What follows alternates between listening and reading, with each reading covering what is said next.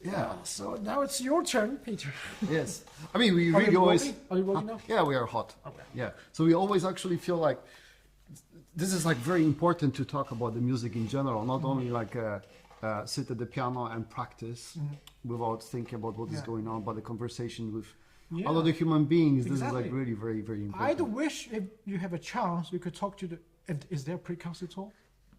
Actually, we are thinking about having this kind of event as well. And also after the concert, we would love to meet with the fans. We would love to meet with the students, with the young ones, and all the ones, of course. I think it's very important to really share music as much as possible with people, but it's not only the notes. It's about bringing the atmosphere, bringing the culture, sharing the thoughts, sharing the ideas, emotions, and just having conversation with another human being. I think this is what comes down to. In music in general. Yeah. So Peter, you are going to give a recital on March 22nd in Shanghai, playing Chopin. Yes. Your compatriot. You are Polish? Yes, that's right. Yeah. That's right. I was born and raised in Poland. I come from the very small village in Poland, but actually very old one, 1,000 years old village. Which is called? Skalbmierz. It's a very small village. Is it far from Warsaw? Yes, it's a southern part of Poland. It's in the Little Poland, closer to Krakow, which was the ancient capital of Poland. So in this village, there was a lot of things going on in my life. I had a fantastic childhood, fantastic parents. They were always supportive, even though we had hard times financially, because at that time we were still under communistic regime of Russia. And we didn't have much chance of development, so everybody was pretty much poor. And my parents, of course, like everybody else pretty much, very poor in the village. My parents are teachers. My dad is a teacher of music in the primary school, non-professional at all, meaning like it's not a professional music school, it's a normal general school with some music classes. So that's what my dad was teaching. And my mom, she was teaching sports in that school. So I grew up in the perfect scenario, in the perfect setup for musicianship and the sportsmanship. And which, as we say, the apple doesn't fall far from the tree. So that's exactly me, because I am doing the music just like my dad did, and I am very, very passionate about sports. I'm practicing kendo, which is a Japanese martial arts with the sticks. And I have a 4th dan level, the black belt. It's been always part of my life. I always enjoy it. It's very, very important. So I grew up in this little village, not knowing what is going on in the world. I was like quite oblivious. And my father, he was teaching me all that he could in terms of music.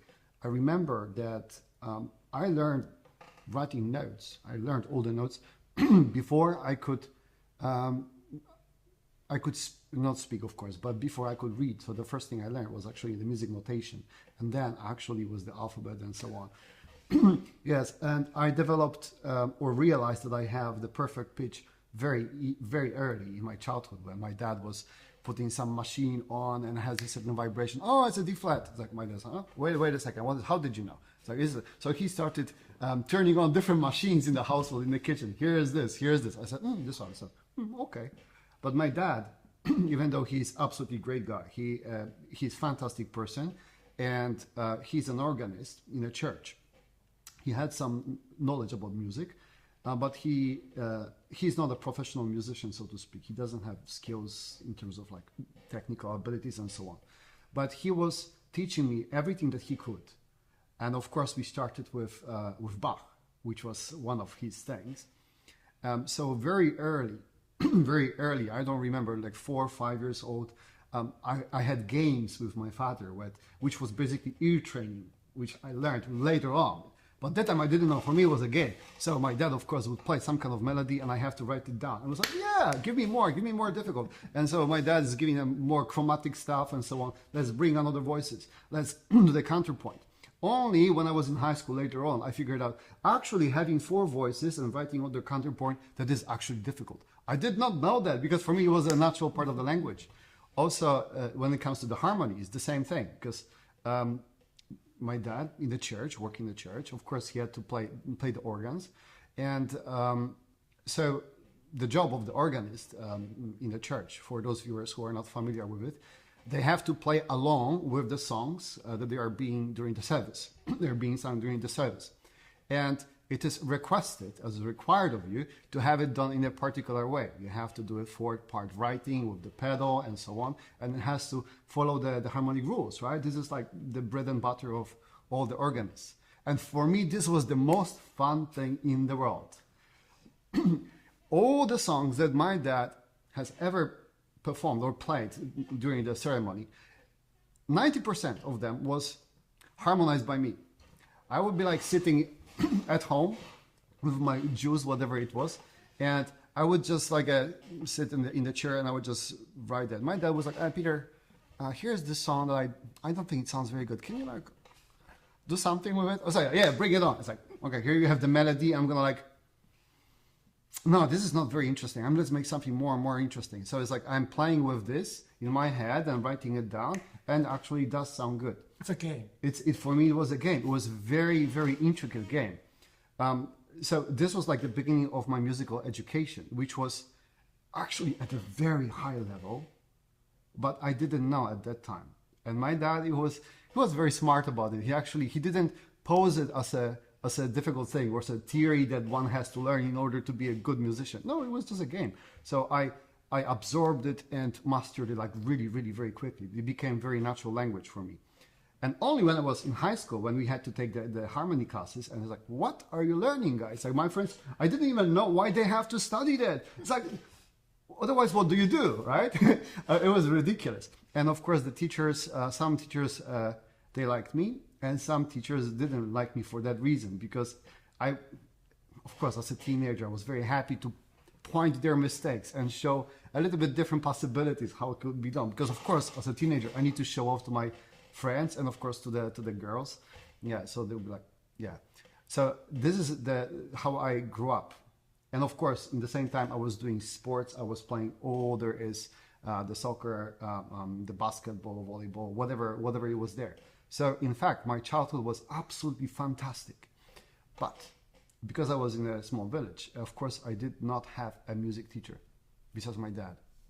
So also my dad was not sure what to do with this guy, because my parents also come from the poor families as well. They don't know about the big education in the world. At least they didn't know at that time. So they didn't know what to do with their boy. And I remember exactly one evening when my dad was having a chat with his friend. They had some little drinking and they're just talking like usually in the evening. And his friend was asking, hey, so finally, what are you going to do with your boy, with Peter? He's already 13 years old. Are you going to send him to music school or something? And my dad is like, yeah, actually, this would be a good idea, you know? Like, which school? Like, we don't have here. It's like, in Krakow, huh? It's like, okay, yeah, but I don't know anybody. And he says, like, I know someone that knows some kind of teacher over there. Maybe he can give you a lesson, right? So my dad's like, okay, maybe we should do something about that. So he the next day, he's talking to me about it. And Peter, how about we go visit this professor? Let's see what he says. And I'm like, sure, let's do that. I was like, all of a sudden, like the possibility of becoming a professional musician just opened in my imagination. I really loved that idea. I was really excited. Because that time also I didn't know what to do with the stuff that I'm doing. It was just like having a good childhood. So anyway, so I've practiced a little bit more than usually. Then I would go with my dad to that teacher. And it was absolutely devastating. It was one of the most important moments in my life, because teacher said, obviously now I know from the perspective of time, it was maybe not the most friendly way, let's say, but it was the truth. It's like, Peter, basically to my parent, you need to think about different profession. You need to think what you want to do with life, but this is already for you too late to become a professional pianist. You have no skills. Okay, he didn't even check my harmony and theory, this kind of things, which is irrelevant, let's say, to the most of the pianists, unfortunately. So he cared about whether I can play. And of course, I have all the noodly fingers. I have no technique whatsoever. I'm running through some kind of pieces. And he didn't want to take me at all as a student. And he was honestly saying that you should just do something that you really enjoy, but something else, because this is already too late for you. It's a closed door. And I was like devastated. And then that time he's like, I feel so sorry about this boy, of course. But you know what? I know a teacher that maybe she is going to help you. And he's taking the old school phone, right? He still has to ring the numbers. And he's giving her a phone call. And this lady didn't pick up the phone. And he's like, okay, so this week, try to do this, and come next week, let's see. I'm like, yes, I got the chance. I will show you. I'm gonna work it out. So he told me to do this, and that. Very, very basic. We went back to moving fingers one by one, like very, very basic stuff that nobody right now even wants to do that.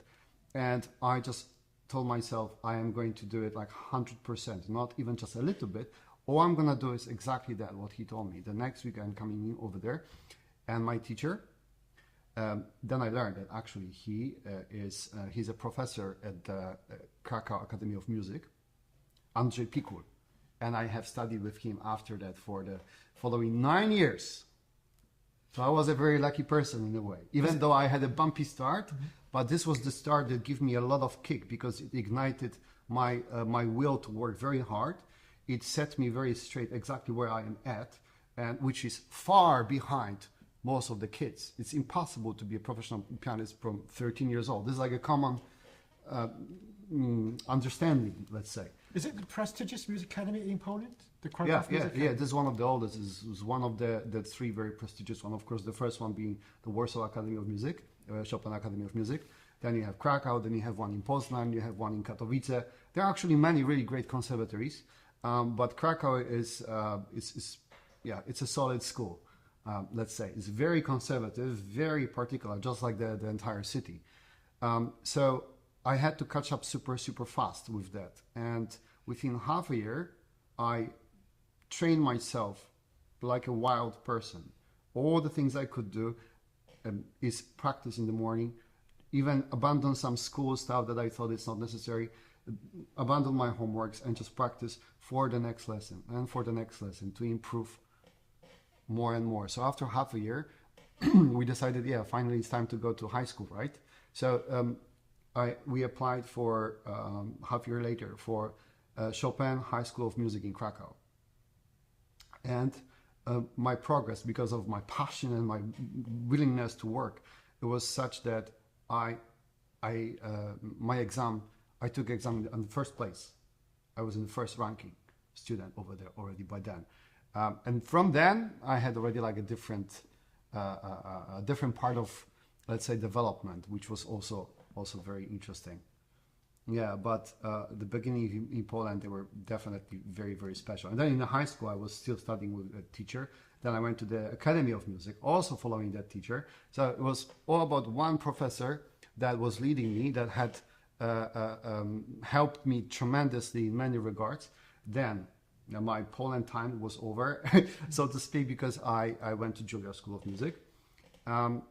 In New York. In New York, yes, that's right. So that was also another super tough time of my life, but in a very good way, because, obviously my financial situation wouldn't have changed, right? It's the same family, the same sources. It's just life is a little bit better. So there is no way I could study in New York at all. There's nobody to help me financially. Scholarship? Unless I get a scholarship, and not any scholarship. This has to be 100% full scholarship.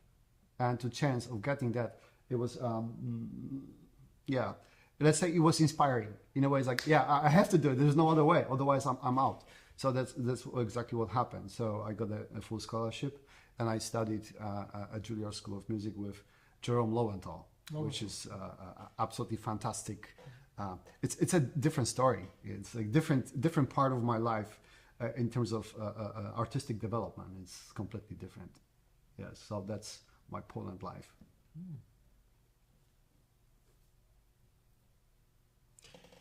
And you're playing Chopin this time. Yes. Yeah, you're Poland. You're Poland. Chopin's Poland. How do you see you're connected with Chopin? Okay, that's actually a very interesting question, and it's not that obvious. The thing is, like, most of the people would think, naturally, this is a very natural thing to think, that me being from Poland, naturally I'm going to play Chopin very well. Not necessarily. First of all, I know so many wonderful pianists, wonderful students from many different countries who are nailing Chopin, who are really great at playing Chopin. And also I heard many Polish pianists who are like, okay, I don't get that. Like, what's the appeal? So I think the Polishness, it does help in a certain way, that it helps understanding the culture much better. But it is not a shortcut. It doesn't give you any extra credit in terms of working as much as possible on any piece, not only Chopin, to become a professional pianist. And this was something, this is actually quite interesting thing for me to play Chopin right now, because for the longest time, I always felt that Chopin is a very natural thing to me. Although, actually, in Poland, teachers don't really give so much Chopin to the students. The reason for it is, just a normal amount, let's say, not specifically more because we are in Poland. No, it is simply because in Poland, many professors believe that Chopin is the highest level possible, and you have to be at a certain level of artistry and pianistic skills to actually be allowed to play Chopin. So I was given Chopin rather reluctantly by professor. And of course I did play a lot of things, but it was not like, here is the bunch of Chopin, just learn it all. No, it was very specific, because somehow it felt like, Peter, here's our legacy, the Chopin's legacy. If you want to learn it, you learn it properly. This attitude on one hand, it was quite interesting, because in fact I could have learned much more of different pieces of Chopin, but it was more target oriented, and every single piece was like really perfectly crafted, let's say, to honor the legacy that it carries, what Polish people would think, especially this what would feel in Krakow, which was very conservative place. So you could imagine that they are paying attention to this, to the great detail. And the Chopin Ballade No. 1 was the piece that I have used for my entrance exams at Juilliard. I chose this piece after consulting with Professor Lowenthal. I had many things at my disposal, of course, in terms of romantic music. I've played so many different powerful long pieces and so on, and the suggestion was, Peter, just play the Ballade No. 1, because it's the core. It's the core of Chopin. It's exactly how it should be. I was like, okay, thank you. That's very kind words. And actually it worked very well, because I felt very natural with this piece, with the storytelling. This ballad actually I performed, I don't know, 300 times, 400 times already, because this is a to-go piece that everybody is going to have, I think. But I never felt that Chopin is something that I have to perform, that I have to play a lot. It felt like, yeah, this is part of my legacy, it's part of me. It's like a family, let's say, which means I should explore other options. So my greatest love in terms of music was always Bach. Maybe because I grew up with that, but it was Bach that always took the first place. And actually my first CD that I recorded was the Goldberg Variations for the MSR label, the same that James recorded. So Bach was always my love. And of course I explore many different composers. It's always fun to learn different things. Prokofiev, Schumann, Brahms, Beethoven, Mozart. Oh, I love Mozart. Mozart is so fantastic to play, so witty. And then I realized something quite special. quite recently. Of course, Chopin has been always there. I've been performing here many times in China as well. But recently, just a couple of weeks ago, my second son was born here in China. The first son, who is already 2 years and a half, their appearance in this world actually tremendously influenced my life. Not only in terms of like logistics, and now you're a dad and you have the kids, but taking care of the kids and seeing the development of the kid changed the way I think about Chopin completely. And How?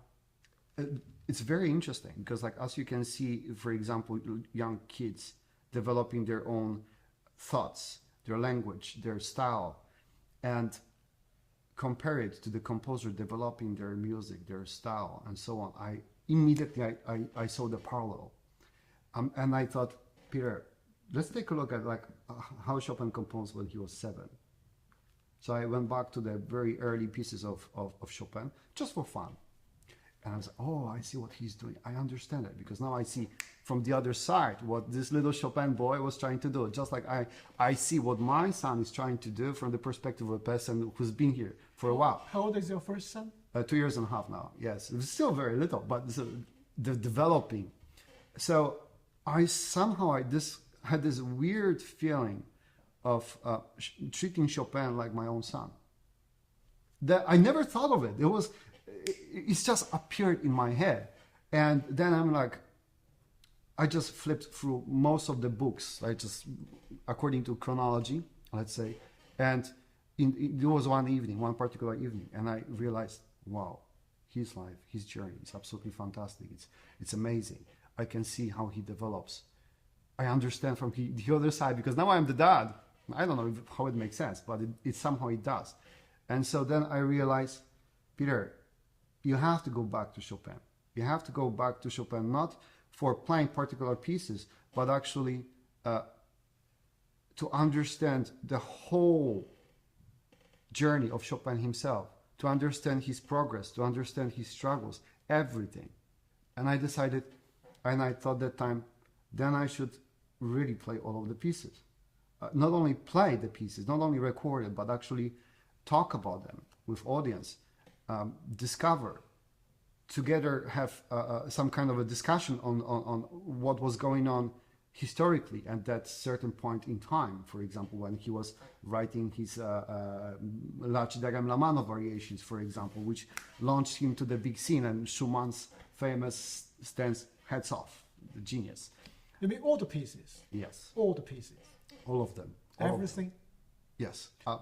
Everything that we have discovered, and it's available to us. Let's say many things are actually lost. That's a lot. Yes. So I decided I'm going to go on this journey, and I created a project which I call All of Chopin, Piano Legacy.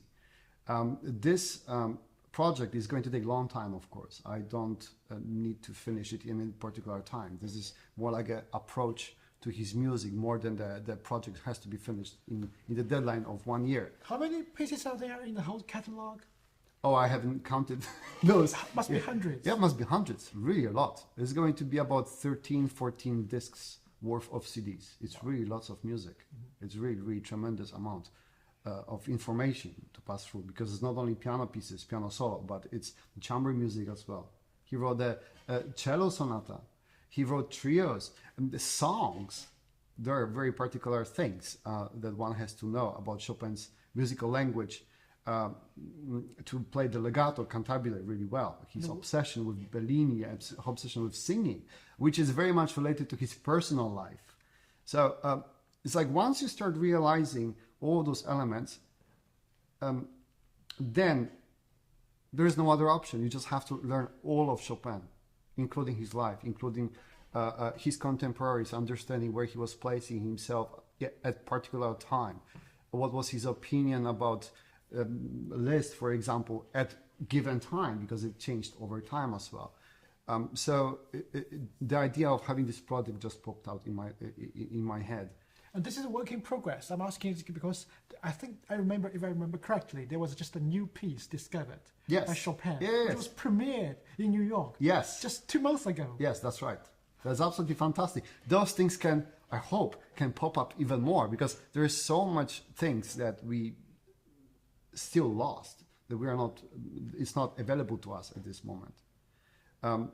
There are so many letters of Chopin with his friends and his contemporaries, from which we learn a lot about Chopin. I think this is one of the main sources actually to get to his psyche.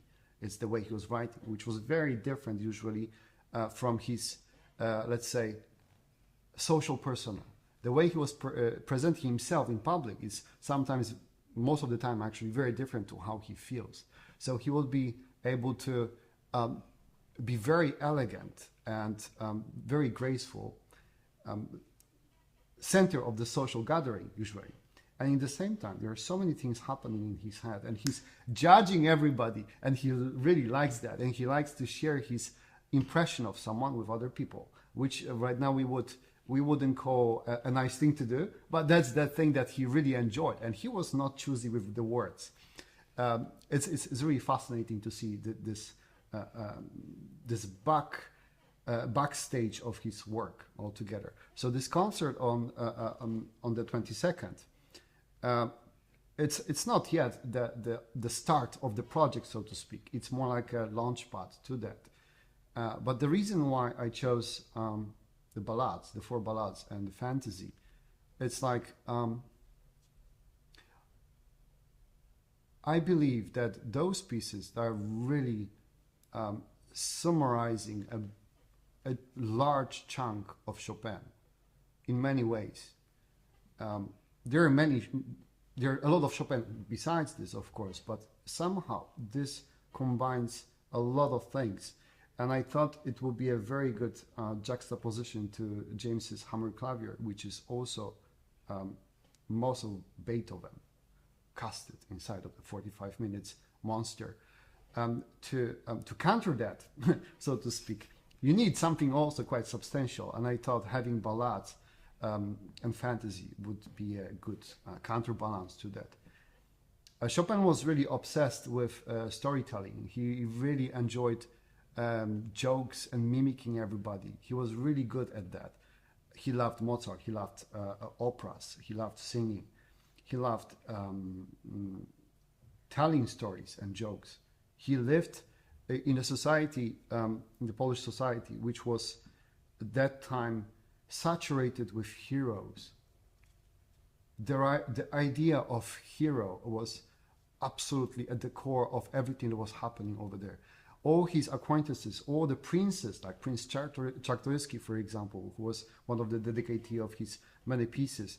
The trio, the piano trio, was written at his hunting lodge.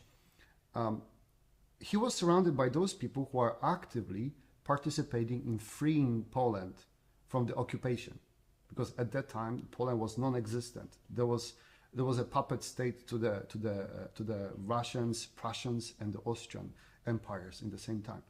And Chopin, living under the Russian occupation at that time, of course, he was very politically engaged, so to speak.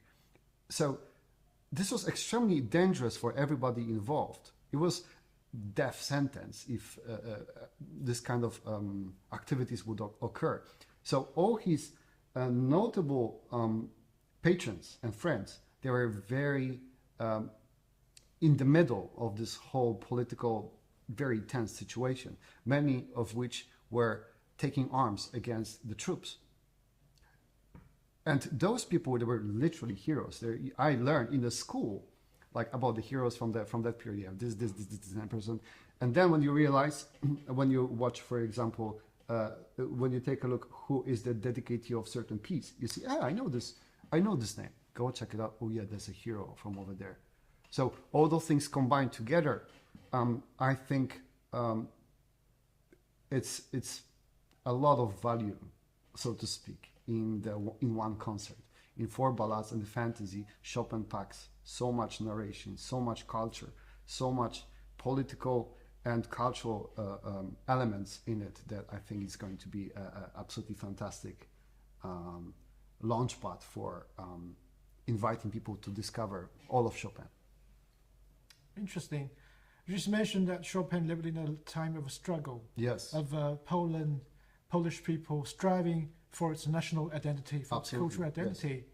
It seems like the history has repeated itself. I'm talking about what's happening now. I mean, the whole European Union is facing foreign aggression, living in the shadow of the shadows of a war. Yes. I mean, what's happening alongside the borders of Eastern European countries. So as a Polish people, Poland impressed me as against Russian. Well, China is pro-Russian. This might not be intended for Chinese press, but do you have to struggle torment yourself between those two ideologies? Absolutely no. There is no struggle. This is the struggle that I have. It's not even comparable to the real struggle that people have at that moment, right now, in the certain places in the world, or what Chopin had during his life.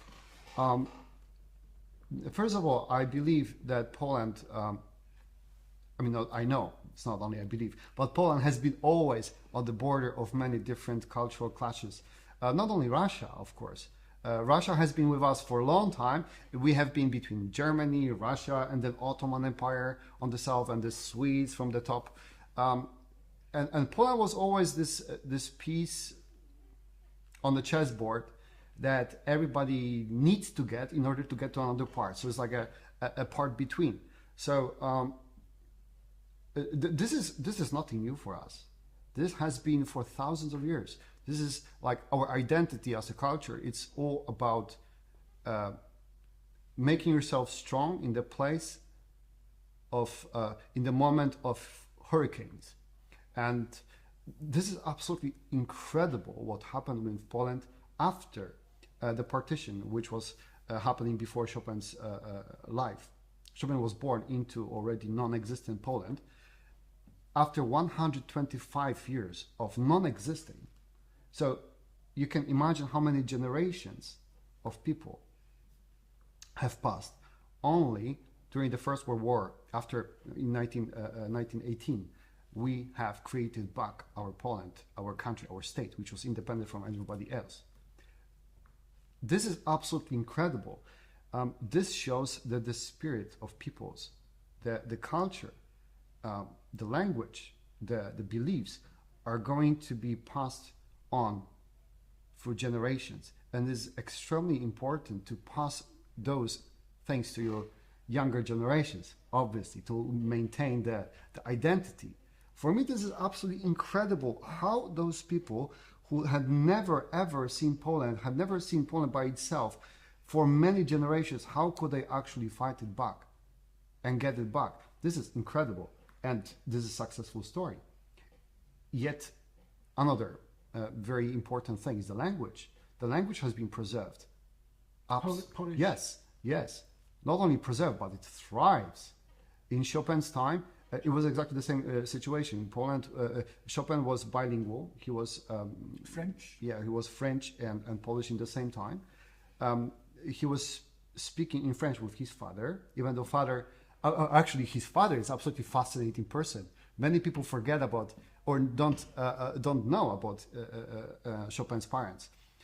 So his dad, I think, was quite a remarkable person, because first of all, at age of 15 or 16, I don't remember quite well, he decided to move from France to Poland at that early age, because at that time in France, he was working for a Polish aristocracy who lived there, and they decided to go back to Poland at the time of turmoil, because at that time there was problems in Poland, right? So this guy, Mikołaj Chopin, or Nikolai, he decided, you know what? I'm gonna go right there into the country that has troubles. Exactly there. I'm going to start my life. I'm going to abandon France. I'm going to learn the language. This takes huge amount of courage. Of course, he was not going blindly. Of course, he had a lot of friends, he had a lot of support, and so on. But the fact of moving to a different country at the time of turmoil, that takes a special person to do that. And you moved to China also. Yes, of course, I do see some parallels. But again, So you see, my son and Chopin, little Chopin, I see the parallels all the time. I mean, since then, like many people, many things click together. So Mikołaj Chopin went to Poland, right? And then he has a little boy, Chopin, growing. And he doesn't know what's going to happen to this boy, right? He gives him as much as possible, the best education possible. In order to support the family, he creates the school and creates the boarding school for all the people who are of substantial needs and so on. So Chopin can grow up in the best possible houses. And his education is unparalleled. It's absolutely fantastic. He's such a well-educated little kid. And obviously, I want to do the same here for my sons. Yes, so I know that it takes a lot of guts, a lot of bravery from Chopin's dad's side to actually be there. And which, of course, passed to little Chopin, obviously. He was very much influenced by that. So I'm really fascinated by all those details. And the more you dig deeper, you're going to discover even more things. They're absolutely fascinating. And so the project of All Chopin, it all encompasses all those things all together, not only learning and performing those pieces, because it's just, this is a facade. This is a reason to meet up and talk about much deeper things. This is about creating a universe. Yes, exactly, to rediscover all those things, which are related to many different universes of different composers from that time. Beethoven, for example, and Chopin's relation to Beethoven, that's very interesting as well. Yeah. When did it occur to you for the first time that you want to do something like this, to play all, not only play all, but to really embrace all of Chopin's outputs? Very recently, just literally a few months ago. A few months ago? Yes. When under what circumstances that occurred to you that you want to do this? Is that like that? I think it's many things together. I mean, me practicing for things in general, teaching students this and that, and of course, when you're teaching students Chopin, you're going to talk about his background and so on. So the more I talk, the more I get inspired by the whole situation. Then my sons, the second son being born, all those things combined together. Somehow they just made me realize at some point that this is the thing I want to do. And this, not that I want to do, but this is the thing that I ought to do, that I need to do. You have to do. I have to do it. I have to do it. It's I need to rediscover all those things anew. Mm-hmm. In China. In China, yes. It's going to start, of course, with China because that's my home right now. But of course, as it all progresses, of course, it's going to spread to many different countries as much as possible. Yeah, Vienna is one of the things that I am very much interested in. Yes, this would be very interesting thing to perform with the Musikverein, the Chopin Concerto.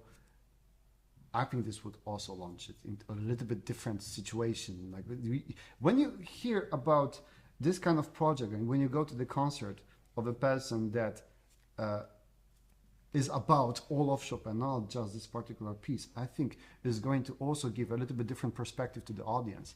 So I hope people who come to the concert on 22nd, they are going to keep it in mind that those 4 pieces, the 4 ballades and the fantasy, 5 pieces, they are just a little drop of the Chopin's entire outcome. And I would strongly recommend to discover all of it because there's a lot. Yeah.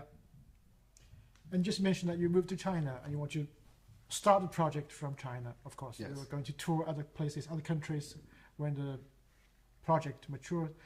What's your story? I'm curious. What's your story behind China? When did you move to China? I think 14 years ago. Mm-hmm. Yes. So after I've graduated from Juilliard, then I went back to Poland.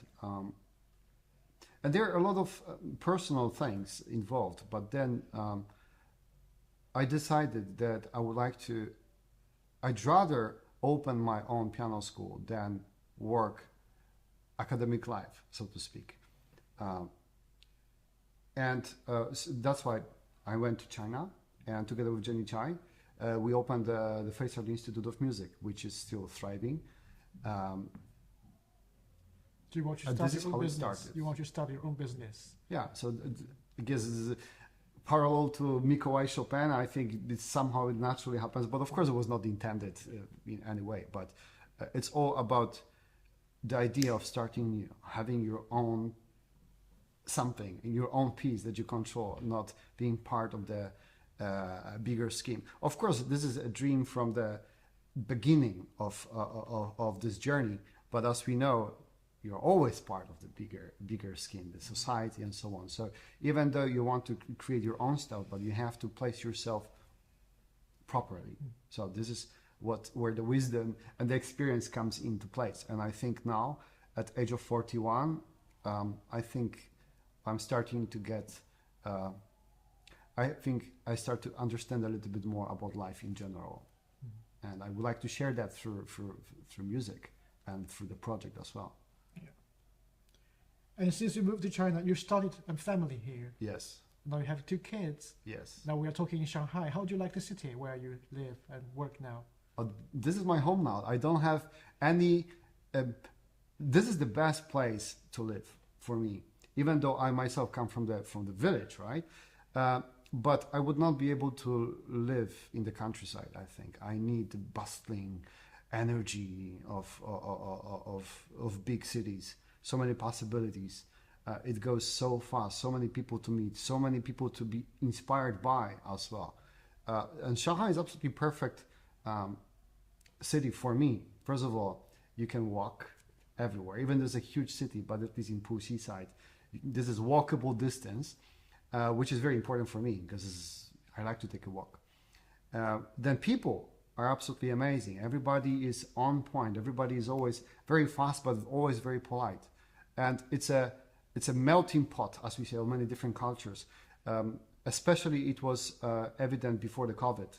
Then the COVID started, so everything a little bit slowed down. Hopefully now everything is just gonna go back to as it used to be, which I think it's on the right track right now. Mm-hmm. And back to the music of Chopin. Chopin is revered in China.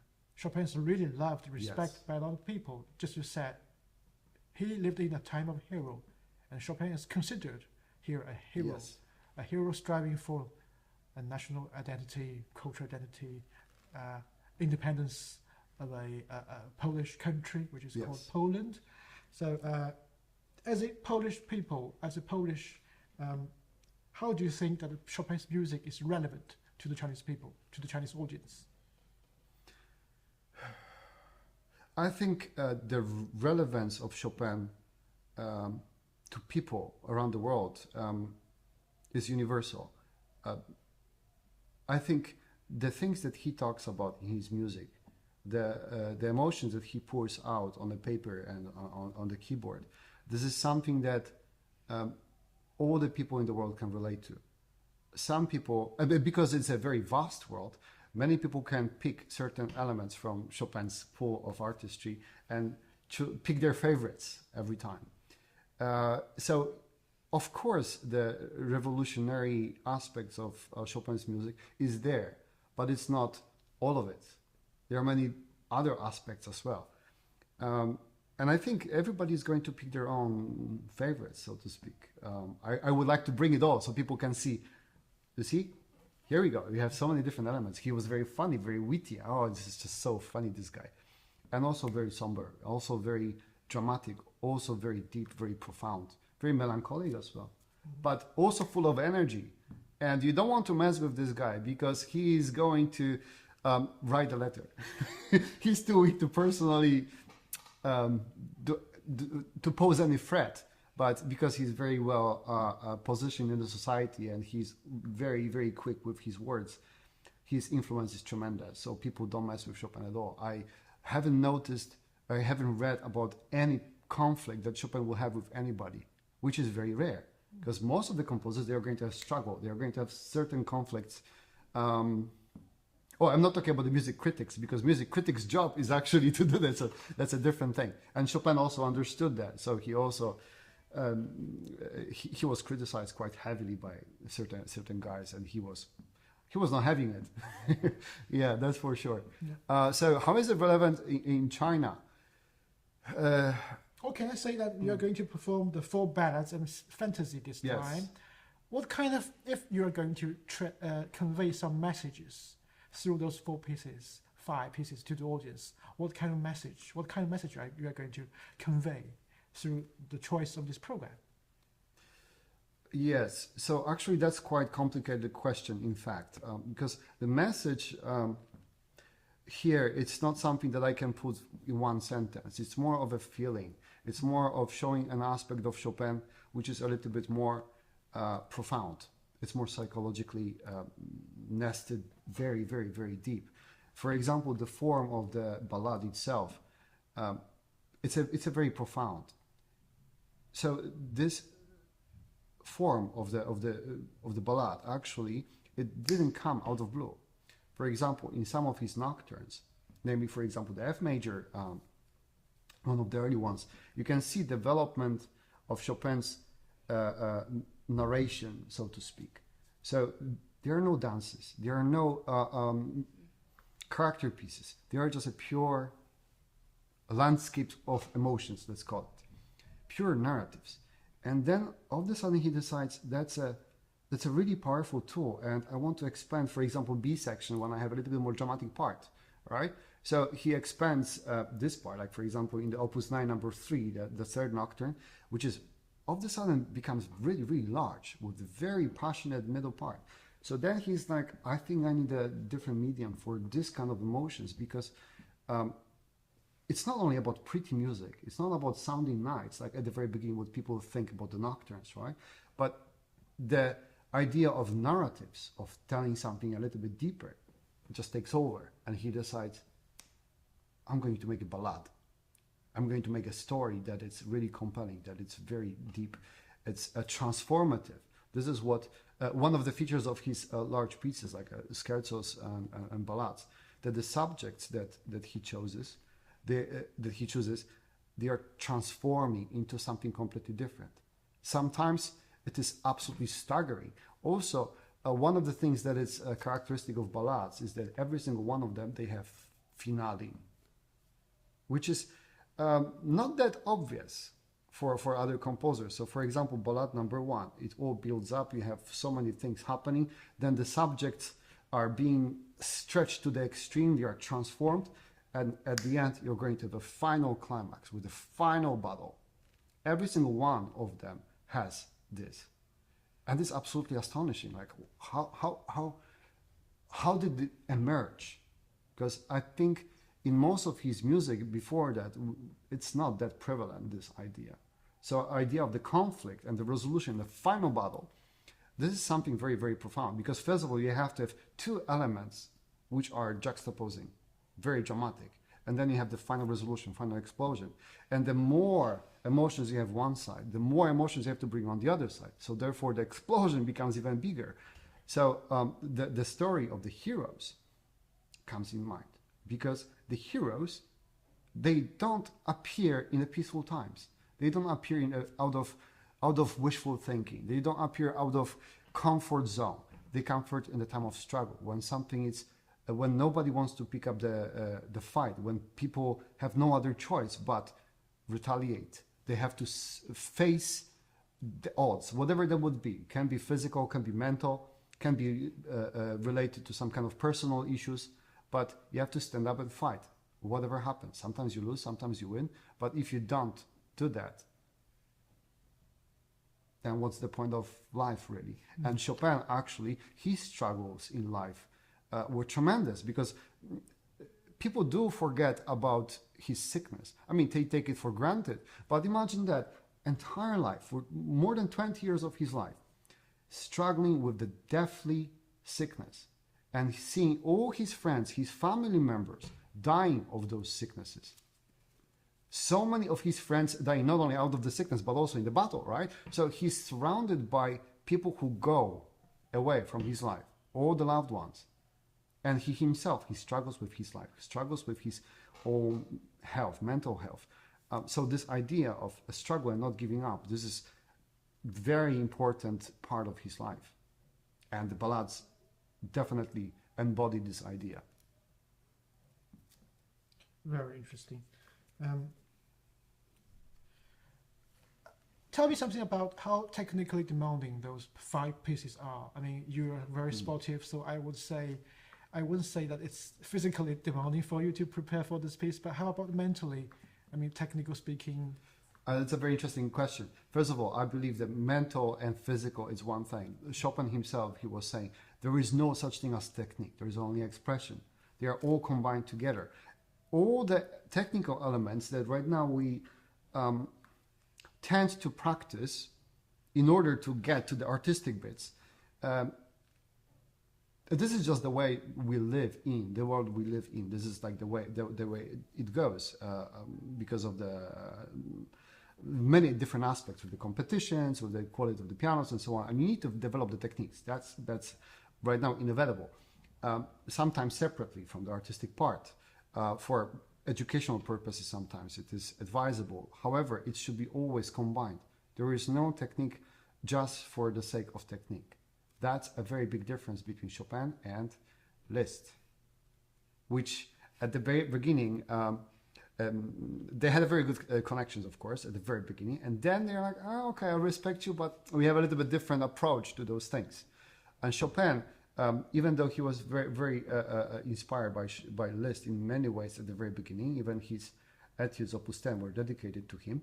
But already then, there is a little twist.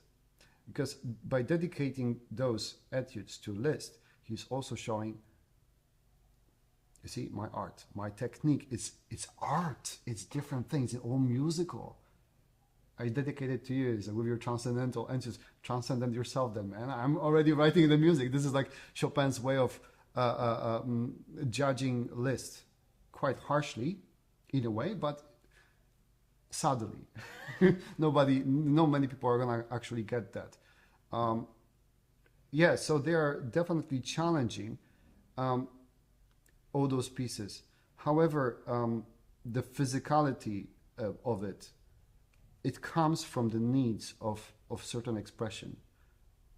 It can never be just the fingers. It's once the audience notices that fingers fly without attachment to the heart, it's very obvious that this is not true art. This is not true Chopin. There has to be a huge need for this kind of explosiveness or certain actions of the fingers. Only then it makes perfect sense.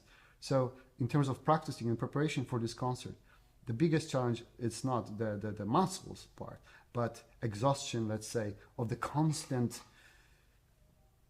struggle of expression and practicing those elements together with your fingers, which is going to result, of course, of hours of practicing. But it's a mental struggle that counts, I think. Mm-hmm. Chopin's music has been played in Shanghai, all in China, many times. Yes. I mean, give me a reason why the audience want to come and buy ticket and come to your concert, the recital on March 22nd. I think everybody has different take on Chopin, on any music in general, and I think I would strongly encourage everybody to go to many different concerts of many different artists with many different musics. I always suggest to my students, go listen to many different things. Like as a homework, you have to listen to, for example, your piece that you're playing, say it's a Beethoven sonata, 3 different pianists, and I want you to tell me exactly which one you prefer and why, and which one you like the least. So listening to many different concerts, many different approaches it's very important part of education. What's special about my approach? I don't know. I don't know really. It's from my perspective. I am for the audience to find out. It's for the audience to find out. It's like this. Nobody owns the truth about music. Nobody owns Chopin. Nobody owns Chopin. There is no such thing as a truth. I don't look for the truth in music. I don't search for this should be like this and there is no other way. What I'm trying to do with those concerts is I would like to invite people to join me. I would like to imagine any music, let's say Chopin's music, it's a stream of water or a big river. And I'm just part of this. I'm just joining this. I'm just washing my feet in my feet. I'm part of it. I want us to experience this river of music together. Which one is better? I have no idea. It's not about who is better or more beautiful. You're going to discover many different things from many different people. The fact that I'm from Poland, it may maybe bring some different elements in it, of course, but I think everybody should discover for themselves. And I strongly recommend that you come to our concert, especially with the hammer clavier before that. It's a hefty, big, heavy concert. That's for sure.